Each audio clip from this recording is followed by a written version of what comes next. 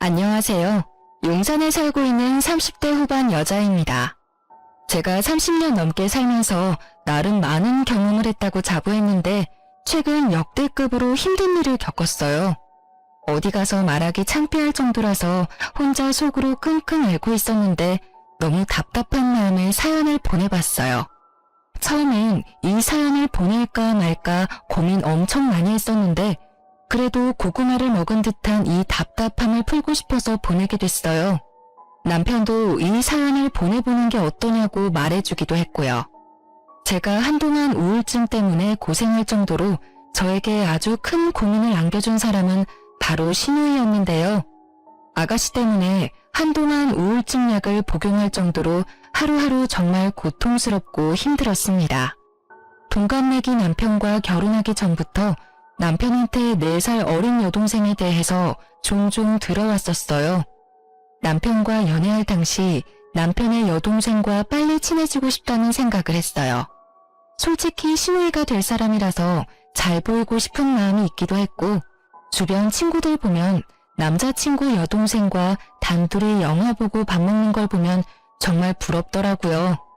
그래서 연애할 당시 남편에게 여동생 좀 소개해달라고 부탁을 했었는데 오히려 여동생이 부담스러워할 수 있다고 미리 안 보는 게 좋을 거라고 말하더라고요.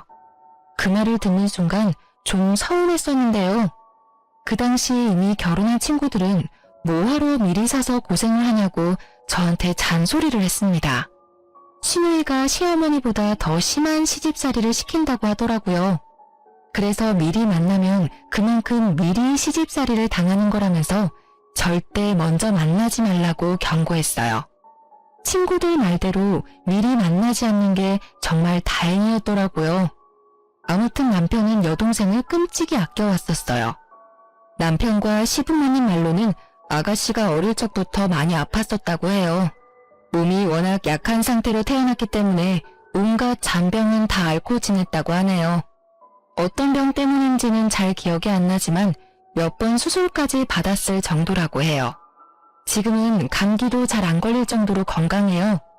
그런데 그런 아가씨는 예전에 심하게 몸이 약했고 아팠었던 걸 미끼 삼아서 가족들한테 엄청 많은 걸 요구하고 징징거리는 일이 많았었는데요. 성인이 되고 나서도 남편한테 매달 용돈을 받아 쓰는 것은 물론이고 게다가 틈만 나면 시부모님께 이거 사달라 저거 사달라 하는 일이 셀 수 없이 많더라고요. 마음 약한 남편과 시부모님은 매번 그런 요구를 들어주셨고요. 그리고 남편과 제가 결혼식을 올리고 신혼여행을 가려고 했을 때 그 신혼여행까지 따라간다고 울고 불고 난리가 아니었어요. 아무래도 동생이지만 다 큰 성인이 울면서까지 따라가겠다고 떼쓰는 모습에 5만 가지 정이 다 떨어지더라고요. 다행히 시부모님께서 시누이한테 온갖 막말을 해가면서 가지 못하게 막아준 덕분에 우리 둘이 재미있게 신혼여행을 다녀올 수 있었어요. 이렇게 철없이 행동하는 아가씨가 그래도 이쁜지 남편은 항상 시누이 이야기만 하면 웃음꽃이 활짝 폈습니다. 결혼하기 전엔 그런 남편을 전부 이해하지 못했었지만 입장을 바꿔 생각하면 만약 내 남동생이 시누이처럼 아팠었더라면 저도 그랬을 것 같다 라는 생각을 잠시 해봤어요. 그래서 이해하지 않아도 남편의 마음을 인정하기로 했죠. 근데 그런 남편과 제가 결혼하고 난 뒤 도저히 이해가 안 가고 감당하기 어려운 행동을 하는 시누이 때문에 미칠 것 같았어요. 저와 남편이 결혼한 지 얼마 안 됐을 때 있었던 일 하나 말씀드리자면 시누이의 자격지심과 관련된 일이 있었어요. 시누이는 어릴 때 워낙 자주 아파서 중학교 중간까지만 다니다가 자퇴했는데요. 자퇴한 이후에 1년 정도 쉬다가 검정고시를 봤다고 하더라고요. 중학교, 고등학교 과정 모두 합격한 뒤 대학교 진학을 포기했다고 들었어요. 아무래도 공부 쪽에 소질이 너무 없어 차라리 바로 돈을 버는 게 좋겠다 싶었다네요. 그런 아가씨는 의외로 학력과 돈에 대한 자격지심이 상당히 심한 편이더라고요. 저에 대해서 하나부터 열까지 집요하게 물어보는 일이 많았는데요. 대학교부터 직업, 연봉, 직책 등등 굳이 말하고 싶지 않은 콤플렉스까지 알려고 하는 그런 아가씨가 부담스러울 때가 정말 많았어요. 언니는 어느 회사 다녀요? 전 검정고시에다가 대학교도 안 나왔는데 회사에서 무려 300만 원 정도 월급 줘요. 대박이죠? 일반 중소기업에 다니면서 이렇게 받기 힘든 거 아시죠? 아, 그러시구나. 아가씨 능력 엄청 좋으신가 봐요. 언니는 회사에서 얼마나 받아요? 대학은 어디 나왔어요? 나름 서울에서 유명한 대학교 졸업했고 지금은 회사에서 팀장 맡고 있는데 적게 받고 있지 않아요. 연봉이 얼마나 되는지 정확히 말씀드리기 어렵고요. 저보다 많이 받는다는 소리예요? 그렇죠. 아무래도 제가 팀장 직급 맡고 있으니 일반 사원에 비하면 연봉이 높은 편이죠. 아가씨보다 두세 배 이상은 벌고 있어요. 도대체 무슨 일을 하길래 그렇게 벌어요? 서울에 있는 대학교 나왔다고 해도 요처럼 들어보는 대학들도 많다던데. 전 이름만 들어도 누구나 알 법한 대학교와 대기업에 다니고 있는데요.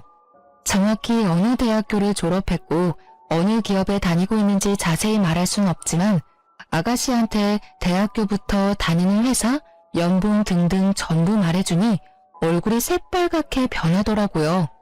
이상한 게 제가 조금이라도 본인보다 잘난 게 있으면 그걸 그렇게 질투하더라고요.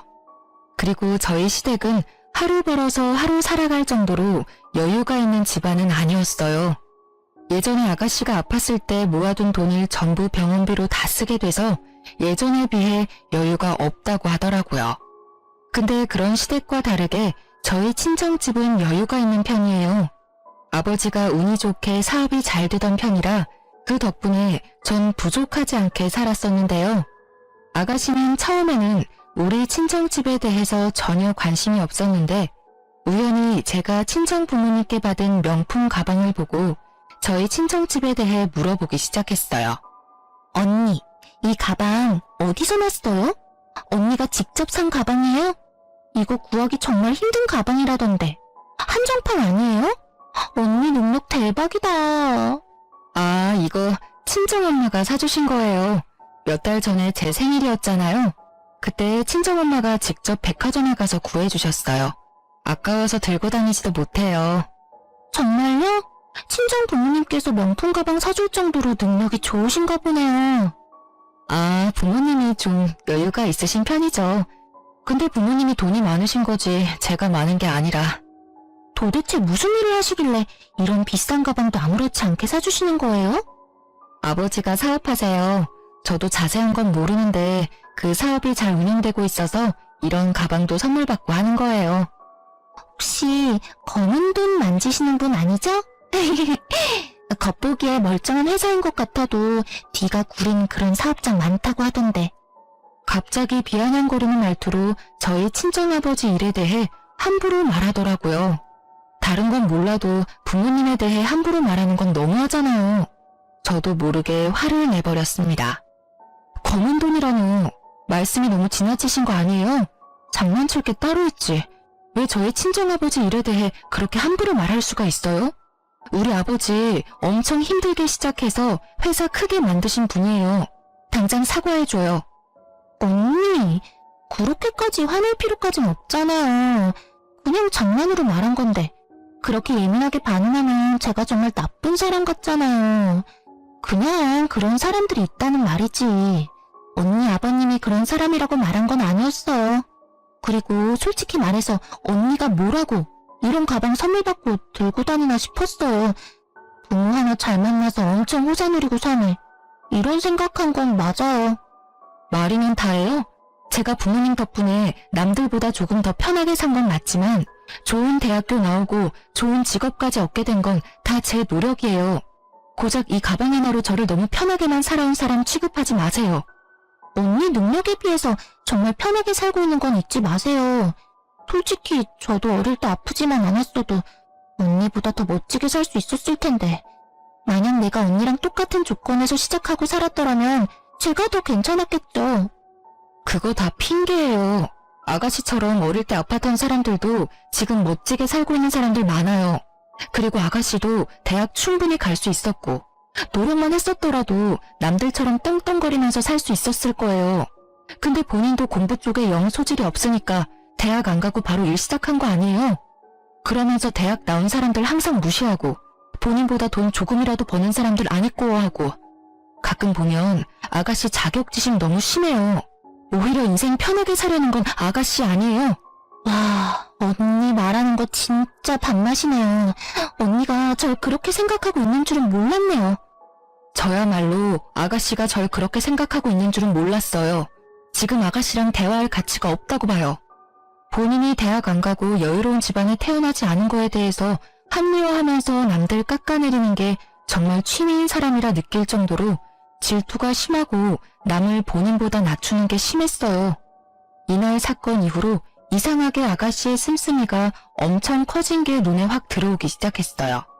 예전에 아가씨가 20살 성인이 됐을 때 시부모님께서 아가씨한테 비싼 명품은 아니지만 준 명품 정도 되는 지갑 하나를 선물해 준 적이 있어요. 그거 말고는 명품이다 라고 할 만한 물건이 전혀 없던 사람이었는데 갑자기 200~300만 원 정도 되는 가방과 100만 원은 훌쩍 넘어 보이는 지갑, 신발, 귀걸이 등등 하나 둘씩 사는 듯 하더라고요. 아가씨와 제가 SNS 친구 추가된 상태는 아니지만 제가 간간히 아가씨 SNS를 염탐할 때가 있거든요. 예전에는 여기저기 맛집이나 카페, 여행사진 위주로 올라왔었다면 이제는 명품 물건들을 하나둘씩 올리면서 자랑하는 게시물이 엄청 늘어났더라고요. 더 충격적인 건 어떤 게시물에는 대놓고 저를 저격하는 게시물 하나가 있었어요. 누구와는 다르게 난 내 돈으로 직접 가방을 사지. 문구와 함께 300만 원은 훌쩍 넘어 보이는 가방 사진을 올렸더라고요.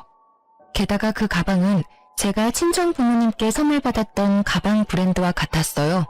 그거 보고 정말 코웃음이 나오더라고요. 근데 그런 신우의 명품들을 보고 부럽다고 느끼지 않았어요. 오히려 신우이가 저 가방들을 어떻게 샀는지 앞으로 어떻게 감당할지 그게 참 궁금하더라고요. 아가씨가 버는 돈이 얼마라는 것쯤은 이미 알고 있으니까요. 그러던 어느 날 일 하나가 크게 터지고야 말았는데요. 우연히 시어머님께서 아가씨 이름으로 날라온 한 통지서를 발견하게 됐는데 그게 바로 카드값 통지서와 함께 대출을 받았다는 통지서 2가지였어요. 알고 보니까 아가씨는 명품 가방을 사기 위해서 무리하게 카드를 긁었던 거였고 그것도 모자라서 대출 3천만 원까지 받았다고 하더라고요.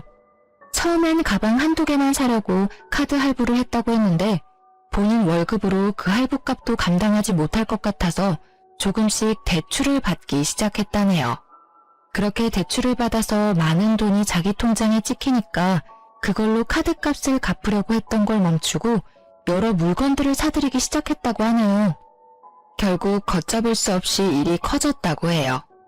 이 많은 돈을 갚기에 너무 힘들어서 주말마다 단기 아르바이트도 한다고 해요. 요즘 아가씨가 집에 붙어있는 시간이 없어서 어딜 그렇게 다니나 어머님이 걱정이 많았어요. 근데 어딜 가는 것인지 드디어 알아냈네요. 이 사실을 온 가족이 전부 다 알게 됐고 처음엔 아가씨가 저 만나는 걸 좀 피했어요. 아무래도 이 사실을 알기 전에 아가씨가 명품 가방을 들고 저한테 엄청 자랑을 했거든요. 본인은 나와 다르게 이 비싼 가방 정도 가뿐하게 살 수 있다는 식으로 저한테 항상 어필을 해왔었는데 이제 내가 정체를 모두 알게 되었으니 당연히 저 보는 게 창피하고 힘들었겠죠. 이 사건 이후로 아가씨는 본인이 샀던 명품 물건들을 전부 팔아서 대출금 일부를 상환하고 한동안 남은 대출금 갚는 데 시간을 다 보냈어요. 남편은 그런 아가씨가 안쓰러웠는지 조금 도와줄까 생각도 하는 것 같았어요.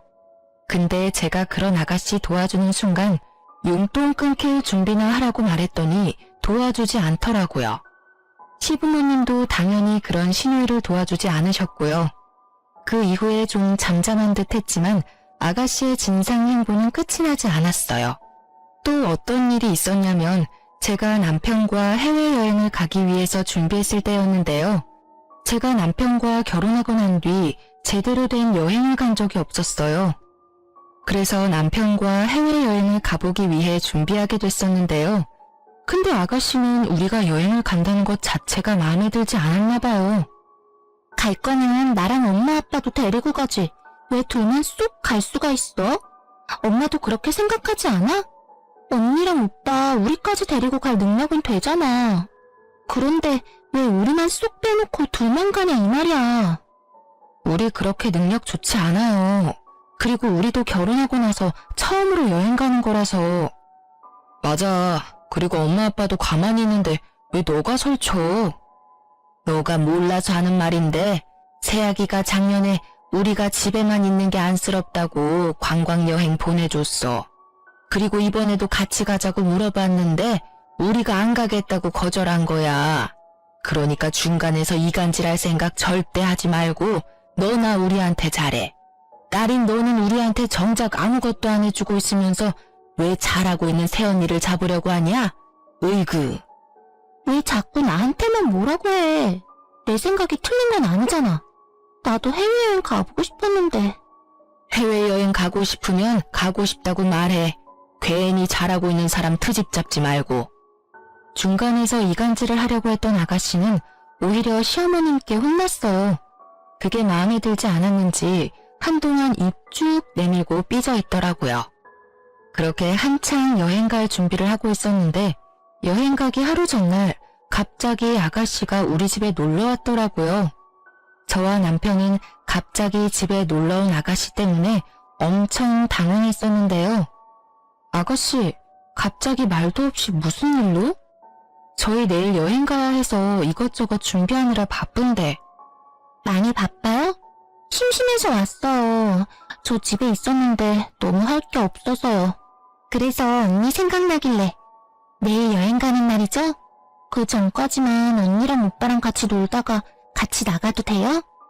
네, 내일 아침 일찍 나가야 하는데 일찍 일어날 수 있겠어요? 이렇게 갑자기 놀러 올 줄이야. 그럼 진작 연락하고 오지 그랬어요. 가족끼리 무슨 연락까지 해요. 보고 싶거나 심심하면 아무 때나 만나는 거지. 맥주 사왔는데 한 잔씩 해요. 내일 일찍 일어나야 해서 맥주는 안 되는데요. 에이, 맥주 한두 잔 정도 마시는 건 괜찮아요. 내일 못 일어날 것 같으면 제가 대신 깨워줄게요. 갑자기 놀러온 아가씨와 새벽까지 수다를 떨며 논 다음에 일찍 일어나야 했던 우리 부부는 먼저 잠들게 됐는데요. 근데 아가씨가 좀 이상하더라고요. 그날따라 잠도 안 자려고 하고 우리 보고 빨리 자라고 하더라고요. 그래서 좀 의심스러운 마음이 들긴 했었지만 아가씨 말대로 일찍 잠들었는데요. 쪽잠을 자고 아침 일찍 일어나 여행 갈 준비를 하는데 저희 부부 여권이 사라졌더라고요. 분명 거실 탁자 위에 여권을 올려둔 걸로 기억하는데 갑자기 그 여권이 사라졌더라고요. 아가씨한테 혹시 여권 가져갔냐고 물어봤는데 끝까지 모른다고 하더라고요. 결국 그날 저희 부부는 여행을 가지 못했는데요. 전 진짜 너무 속상하더라고요. 열심히 준비했던 해외여행인데 하루 전날 여권을 잃어버려 가지 못한다는 게 화가 났고 게다가 여행 비용을 전부 돌려받지 못하는 상황이니 생돈을 잃은 거나 마찬가지였어요. 그것 때문에 남편과 저는 한동안 기분이 좋지 못했었는데요. 그런데 며칠 뒤 신우이한테 저희 부부 여권이 있는 걸 발견하게 됐었는데요. 알고 보니 아가씨가 우리 집에 와서 여권을 가지고 간 거였어요. 그 여권을 본인 방 서랍에 숨겼더라고요. 그걸 알게 된 남편은 난생 처음으로 아가씨한테 욕까지 섞어가며 혼냈습니다. 이게 무슨 짓이야? 너 우리 여권 훔치려고 일부러 온 거였지? 너 하나 때문에 돈이랑 시간 전부 날렸어. 너 새언니는 며칠 동안 본인이 여권 하나 잘 못 챙겨서 여행 못 간 거라고 울기까지 한 사람이야. 근데 어떻게 너가... 남편이 큰 소리를 내기 시작하자 방에 계시던 어머님까지 나와서 무슨 일이냐고 물어보셨는데요. 옆에 있던 제가 상황 설명을 모두 했습니다. 그 사실을 듣게 된 어머님께선 아가씨의 등짝을 때리며 화내셨는데요. 야, 할 짓이 없어서 다음날 여행 가는 사람들 여권을 훔쳐가? 그게 사람이 할 짓이야? 아이고, 정말 미친 짓을 했네. 미친 짓을 했어. 초등학생도 안 할 짓을 왜 너가 했냐고. 짜증나잖아. 맨날 새언니는 좋은 옷, 좋은 집, 좋은 회사 다 누리고 살고 있는데 해외여행까지 간다고 하니까 짜증난다고. 나도 해외여행 가고 싶은데 나한테는 같이 가자고 물어보지도 않고 치사하게. 너가 한두 살 먹은 애도 아니고 뭐 그런 걸로 질투가 나서 그런 몰상식한 짓을 해. 너 당장 언니랑 오빠한테 사과해. 당장. 싫어. 내가 사과를 왜 해야 하는데? 고작 여권 하나 숨긴 걸로 이렇게 여럿이서 나한테 이래도 되는 거야? 여권 훔친 걸로만 문제 삼는 게 아니잖아. 너 하나 때문에 우리가 돈이랑 시간 전부 다 날렸어. 그건 어떻게 책임질 건데? 언니 돈 많잖아. 고작 이 여행 비용 때문에 나한테 이렇게 따진다고? 그냥 다녀왔다고 생각하고 그냥 넘기면 안 돼? 다녀온 셈 치면 되는 거잖아. 고작 이런 일로 왜 날 못 잡아먹어서 안달이냐고. 오히려 뻔뻔하게 나오는 아가씨 태도가 정말 어이가 없고 화가 머리 끝까지 나더군요. 결국 남편은 그런 아가씨와 대화를 나누는 걸 포기하고 그런 아가씨한테 사과하기 전까지 절대 볼 생각하지 말라고 경고했어요. 아가씨도 자존심이 있는지 거의 한 달 동안 연락 한 통 하지 않았었는데요. 근데 본인도 본인이 잘못한 걸 충분히 알고 있기 때문에 어머님 성화에 못 이겨 우리한테 사과를 하더라고요. 아가씨 때문에 손해본 여행 경비 모두 아가씨가 전부 갚기로 했는데요. 처음에는 안 받을 생각도 잠시 했었는데 오히려 시어머님과 남편이 꼭 받으라고 하더라고요. 그래서 아가씨한테 돌려받은 돈으로 국내 여행이라도 다녀오기로 했죠. 조용하다 싶으면 이런 식으로 사고를 치는 아가씨 때문에 항상 마음이 조마조마하고 받아주기가 점점 힘들었어요. 사실 아가씨는 남편에 대한 애정이 남달라요. 남편도 그런 아가씨를 굉장히 아끼는 편이고요. 워낙 몸이 약했던 아가씨라서 가족들이 유독 애정이 많이 쏟은 편인데요. 아가씨는 가족들 안에서도 남편 말은 잘 듣는 편이고 애교도 많이 부리기도 하더라고요. 워낙 남편을 좋아하고 잘 따르는 편이라서 제가 남편과 결혼한다고 했었을 때 아가씨가 반대를 엄청 심하게 했어요. 내가 남편을 뺏는 사람이라도 된 것 마냥 결혼 초반에는 절 엄청 싫어하더라고요. 지금처럼 말을 섞지도 않았었고 거의 투명인간 취급을 할 정도였어요. 명절이나 어버이날 등등 가족들끼리 모이면 아예 방 밖으로 나오지 않았을 정도라니까요.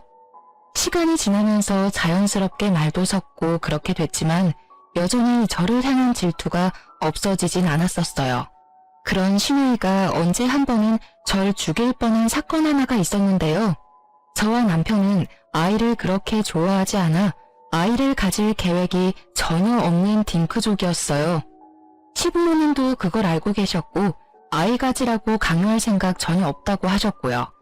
근데 나이를 먹다 보니까 아이가 점점 이뻐지기 시작했고 친구들이 아이를 가진 모습을 보니 저도 낳고 싶다는 생각이 들었어요. 남편도 티를 안 냈을 뿐이지 속으로 아이를 갖고 싶어하는 눈치였고요.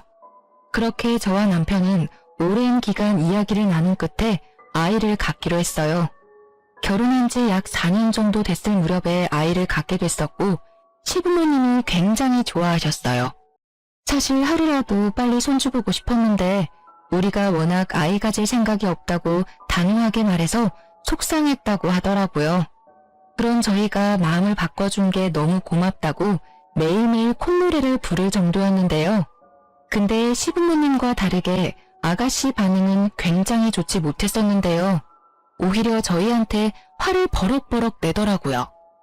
원래 둘이 아이 안 갖기로 약속했다며. 근데 갑자기 왜 애를 갖고 지랄이야? 너 방금 뭐라고 했어?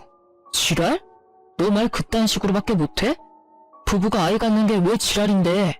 살다 보면 생각이 바뀔 수도 있는 거고 부부가 아이를 갖는 건 어쩌면 당연한 일이지. 왜 너가 화를 내는 건데? 오빠 결혼하고 나서 모든 관심이 다 언니한테 갔잖아. 이제 아이까지 가지면 나는 안중에도 없을 거잖아. 아이 가지려면 별의별 행동을 다 했을 텐데. 더러워. 더럽다고요. 신우이는 손가락으로 날 가리키며 더럽다는 말까지 하더라고요. 임신을 하기 위한 행위까지 말하면서 더럽다고 말하는 신우이가 더 비정상이라고 생각했어요. 부부가 아이를 가지는 건 당연한 건데 그게 더럽다고 말하는 신우이. 다들 어떻게 생각하시나요? 전 아직도 그런 신우이의 행동이 이해가 가질 않아요. 이 일 이후로 아가씨의 행동이 점점 이상해지기 시작했었는데요. 임산부가 절대 먹으면 안 되는 회부터 율무차 등등 음식들을 저한테 가져다 주기 시작하더라고요. 아무리 임신을 한 적이 없는 사람들도 알 법한 위험한 음식들을 저한테 가져다 주니까 전 화가 나더라고요. 언니, 이거 강화인데 싱싱해요. 맛집에서 가져온 회인데 먹어봐요. 아가씨, 지금 장난해요? 임산부가 회 먹으면 안 되는 거 몰라요?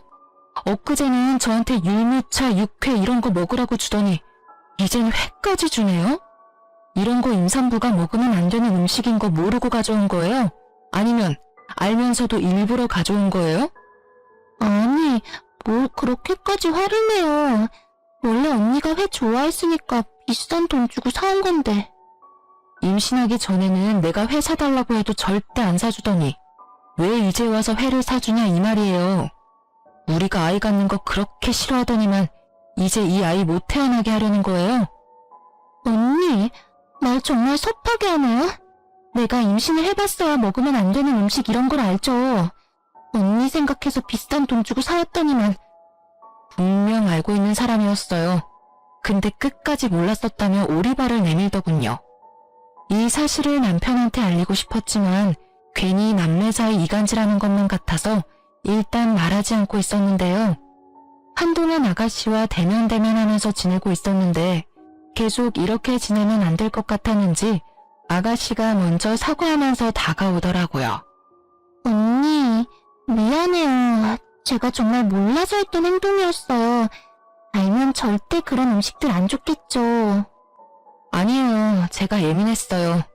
임신하고 나니까 감정 기복이 심해지고 엄청 예민해지더라고요. 언니, 제가 언니한테 사과하는 의미로 한약 하나 해주고 싶은데 괜찮아요? 한약이요? 한약 한번 지을 때마다 돈 꽤 많이 나갈 텐데요. 괜찮겠어요? 곧 조카도 생기는 마당에 고모 노릇 좀 해보려고요. 언니만 괜찮으면 한약 지어줄게요.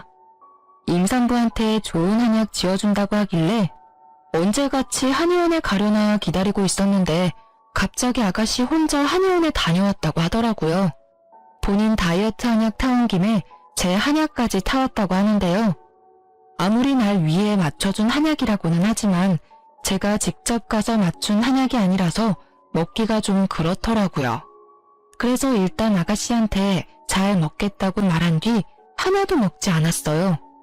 아가씨가 타온 한약을 한동안 먹지 않고 있다가 버리기 너무 아까워서 이 한약 안에 있는 재료들이 뭐가 있나 알아본 다음에 먹기로 했어요. 그래서 아가씨 몰래 이 한약을 만든 한의원에 찾아가서 이 안에 들어간 약재에 대해 알아보게 됐었는데요. 알고 보니까 이 한약은 임산부를 위한 한약이 아니라 유산이 될 수 있을 정도로 임산부에게 좋지 않은 한약이었어요.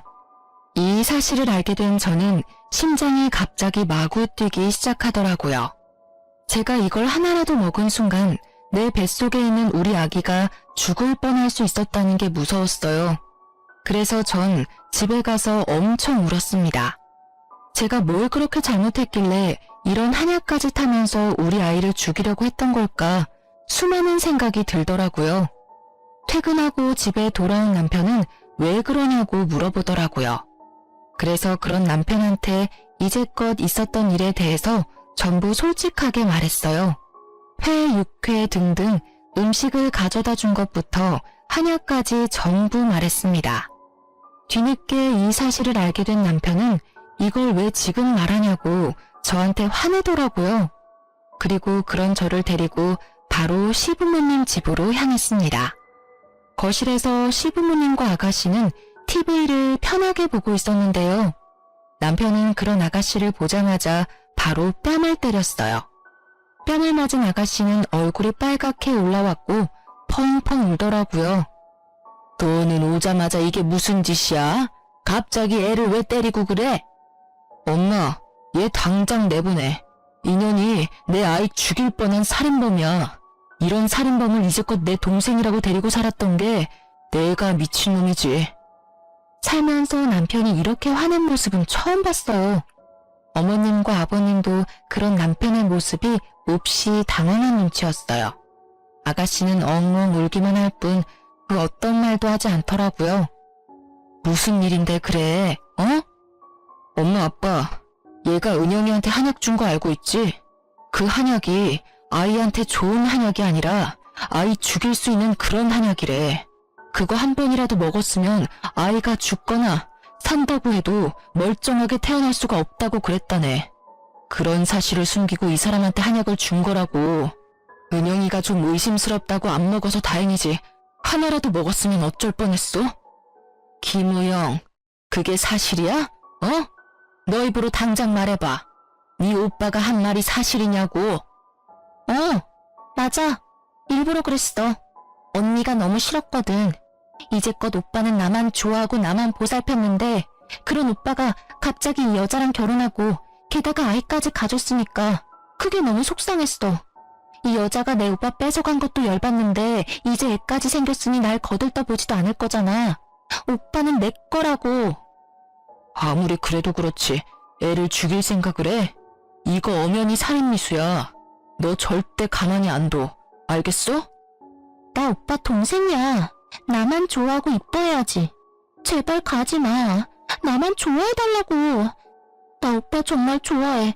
정말 좋아한다고. 그럼 내가 죽는다고 해도 끝까지 이 여자 편만 들 거야? 아가씨는 거의 미친 사람처럼 남편한테 매달려서 자기만 사랑해달라고 애원을 하더라고요.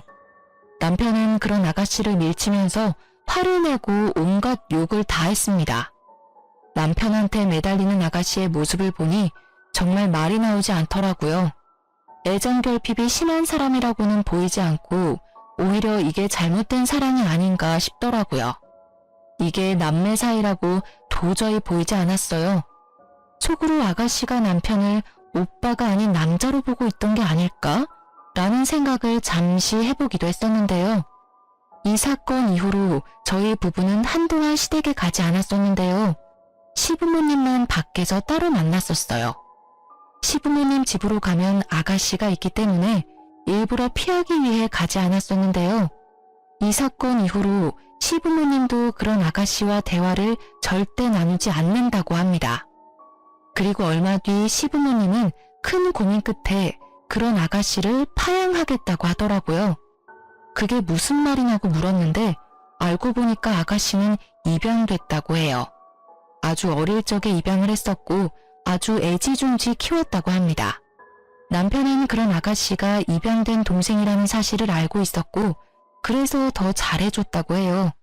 반대로 아가씨는 본인이 입양된 사실을 모르고 있었다가 20살이 되었을 때 본인이 입양된 사실을 알게 됐다고 하네요. 본인이 입양된 사람이라는 것을 알게 된 이후부터 남편에 대한 집착이 더더욱 심해진 거라고 해요. 시부모님은 오랜 고심 끝에 파양을 결정하게 됐고 우리 부부한테 먼저 이 소식을 알려줬어요. 그 다음날 저희 부부를 집으로 불렀었고 그 자리에 아가씨도 있었습니다. 오랜만에 만난 거였는데 살이 많이 빠진 상태였어요. 우영아, 이제 우리가 이번 일에 대해 제대로 대화를 나눠야 할 때가 온 것 같다. 너가 은영이한테 그런 짓을 했었다는 걸 알게 된 이후 너랑 대화하는 게 너무 싫어서 무조건 널 피했었던 것 같아. 이 엄마 아빠가 그동안 고민할 게 좀 있어서 널 대면했었어. 무섭게 왜 그래? 한동안 나랑 말도 안 섞더니 이제 와서 무슨 결정? 고민했던 게 뭔데? 널 파양하기로 결정했어. 내가 직접 널 낳은 건 아니었지만 마음으로 낳은 딸이라 생각하면서 키웠다. 근데 지금껏 너가 은영이한테 한 행동을 보면 정말 용서가 안 돼. 이제껏 진심으로 널 딸이라 생각한 이 엄마는 이 결정을 한 게 정말 힘들었다. 근데 너가 한 행동 도저히 이해가 안 가. 내 며느리부터 내 손주까지 둘 다 잃을 뻔했어. 너 하나 때문에. 앞으로 내 며느리, 손주 건강하고 행복하게 하기 위해서는 파양이 답이야. 이 엄마도 너가 용서가 안 돼. 앞으로 우리 가족이 아니라 너 혼자서 살아가야 해. 엄마, 그게 무슨 말이야? 날 버리겠다는 거야? 고작 이 여자랑 이 여자 뱃속에 있는 애새끼 때문에 날 버리겠다는 거냐고. 오빠랑 아빠도 동의한 부분이야? 왜 내가 버려져야 하냐고. 이제까지 나랑 같이 산 세월이 얼마인데 고작 몇 년 같이 산 이 여자를 안 버리고 날 버리냐고. 나 절대 못 나가. 나 끝까지 엄마 아빠 딸 할 거고 오빠 동생 할 거야. 내보낼 거면 저 여자 내보내. 파양으로 끝난 걸 감사하게 생각해. 너가 우리 아이 죽일 뻔한 사실 경찰로 넘길 생각까지 했었어. 우리 집에 살인자가 있다고 고소하려고 했던 거 그래도 이제까지 너랑 같이 산 세월을 생각해서 여기서 끝내는 거야. 앞으로 너 우리 아이 죽일 뻔한 거 항상 속죄하면서 살아. 이제까지 내가 널 여동생이라고 생각하면서 산 게 수치야 수치. 앞으로 너 보고 싶지 않아. 그러니까 조용히 꺼져. 이게 다 너 때문에 그래. 너가 책임져. 너 하나만 없었으면 우리 가족 행복하게 살 수 있었어. 너가 책임지라고 나쁜 년아.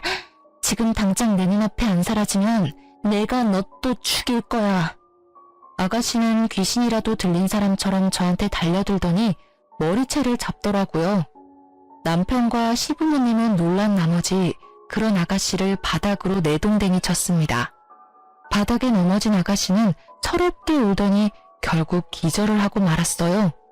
이날 이후 파양이 성립되었고 그렇게 신우이는 우리 가족 구성원에서 나가게 됐는데요. 시부모님은 그런 아가씨한테 땡전 한 푼도 주지 않고 내쫓았어요. 파양된 이후로 시부모님과 저한테 자주 연락하고 몇 번 찾아오기도 했어요. 집에 찾아오거나 전화가 오면 절대 받지 않았어요. 언제 한 번은 아가씨가 나올 때까지 저희 집 앞에 있는다고 하길래 딱 한 번 만나줬었는데요. 지금 이게 무슨 짓이에요? 제가 분명 아가씨 만나기 싫다고 했을 텐데. 언니, 제발 저 한 번만 용서해줘요. 저 요즘 너무 무서워요. 맨날 악몽 꾸고 자주 아프고 그래요. 언니가 오빠랑 엄마 아빠한테 잘 말해서 저 다시 가족으로 받아주면 안 되냐고 말해주면 안 돼요? 제가 왜요? 이건 다 아가씨가 만든 일이에요. 애초에 아가씨가 제 아이 죽이려고 하지 않았으면 이렇게 파양되는 일도 없었어요. 그러니까 혼자 다 감당하세요. 앞으로 이렇게 찾아오면 정말 경찰에 신고할 거예요? 언니, 정말 한 번만 도와줘요. 저 정말 무서워서 그래요. 정말 나쁜 의도는 없었어요. 그냥 오빠가 너무 좋았던 상태라 질투에 눈이 멀어서. 아무리 오빠가 좋다고 해도 사람을 죽이려고 하지는 않아요. 저 우리 아이 죽이려고 했던 당신 항상 저주하면서 살게요. 앞으로 이렇게 찾아오는 일 절대 없었으면 좋겠어요. 언니, 저 하루하루 속죄하면서 살고 있어요. 저 반성 엄청 많이 했어요. 저 가족들이 이렇게 소중한 존재인 줄 이제야 깨달았어요. 저 정말 죽고 싶을 때가 많아요. 언니가 저 용서해주면 우리 가족 모두 저 용서해줄 거예요. 그러니까 언니, 저 용서 좀 해주세요. 염치 없고 뻔뻔한 건 아가씨가 최고네요. 이렇게 매달려도 저 마음 절대 안 바뀝니다. 아직도 아가씨만 생각하면 심장이 엄청 뛰고 화가 나서 미칠 것 같아요. 앞으로 이런 식으로 찾아오거나 연락 계속할 거면 경찰서에서 만나자는 뜻으로 알고 있을게요. 그만 돌아가세요. 이날 이후로 전 아가씨와 만난 적이 없어요. 그렇게 돈 한 푼 없이 쫓겨난 아가씨는 이제까지 모아둔 돈도 따로 없었기 때문에 결국 고시원에 가서 생활한다고 해요. 밥 먹을 돈도 없어서 자주 굶는 모양이에요. 그리고 최근에 들은 소식 하나가 있는데요. 아가씨가 회사에서 심하게 따돌림을 당한다고 하더라고요. 어머님 아는 친구분의 딸도 아가씨와 같은 회사에서 근무한 적이 있어서 그 사람을 통해서 들은 얘기라고 하는데요. 아가씨가 어릴 적부터 오냐오냐 큰 편이기 때문에 이기적인 성향을 가지고 있거든요. 한마디로 싸가지 없는 성격을 가졌는데요. 질투가 심하고 모든 관심이 본인에게 왔으면 하는 게 심한 편이라서 그런 모난 성격 때문에 결국 왕따를 당했다고 해요. 왕따를 당한 지 꽤 된 모양이더라고요. 예전에 가족들과 같이 살았었을 때도 회사 사람들이 은근히 따돌렸다고는 들었는데 저희와 헤어진 이후부터 제대로 왕따를 당했다고 들었어요. 회사 사람들이 본인 일까지 아가씨한테 시키고 정작 일을 다 하면 본인들이 다 한 것처럼 말한다고 해요. 매일 9시부터 10시까지 혼자 회사에 남아서 야근하는 게 일상이었다네요. 아가씨가 다닌 회사는 원래 야근이 없을 정도로 일이 바쁘지 않다고 하더라고요. 그래서 야근 수당도 받지 못했다네요. 게다가 회식 장소를 잘못 알려준다거나 회사에서 보너스가 나오면 그것까지 탐내는 회사 사람들까지 있었다고 들었어요. 그리고 화장실에서 볼일을 보고 있는데 양동이에 물을 담아서 아가씨가 있는 화장실 칸에 뿌리기까지 한 적이 있다고 하더라고요. 어린애들이나 할 법한 행동들을 어른들이 그대로 하고 있더라고요. 아가씨가 이직 준비를 하고 있던 무렵에 회사에서 그만두라는 통보를 했다고 해요. 아무래도 이러한 일 때문에 회사 일에도 지장이 가게 됐었고 회사에서 먼저 퇴사하라고 말했다고 하네요. 그렇게 몇 년 다닌 회사를 그만두게 됐었고 게다가 퇴직금도 받지 못했다고 들었어요. 회사에서 못된 마음 먹고 안 주는 모양이던데요. 퇴직금도 받지 못한 상태라서 아가씨는 결국 월세 낼 돈도 없어서 고시원에서도 나갔다고 합니다. 동네 친구나 학교 친구도 없어서 잠시 머물 곳도 없었다네요. 그렇게 지낼 곳이 없던 아가씨는 결국 기숙사 제공되는 식당에서 일을 하고 있다고 하네요. 평소에 꾸준히 일을 해본 적이 없던 아가씨가 식당에서 청소부터 설거지까지 다 한다고 하니 속으로 얼마나 고소하고 행복하던지. 우연히 아가씨가 일하고 있는 식당을 슬쩍 지나간 적이 있었는데 그 식당에서도 여러 이모들한테 구박을 받고 있더라고요. 아무래도 집안일을 해본 적이 없으니 식당 일도 잘 못하는 눈치였어요. 그래도 일은 열심히 하는 것 같아요. 이 일이라도 그만두면 어디 갈 곳이 없으니까요. 항상 시부모님께 사랑만 받다가 이젠 구박을 받으며 살아가는 아가씨를 보면서 사람은 착하게 살아야 한다는 걸 알게 됐어요. 가끔 남편과 시부모님께 아가씨에 대해 물어보기도 해요. 있던 딸이 갑자기 없어진 거니까 속상하지 않냐고 물어보면 다들 절대 속상하지 않다고 말해주세요.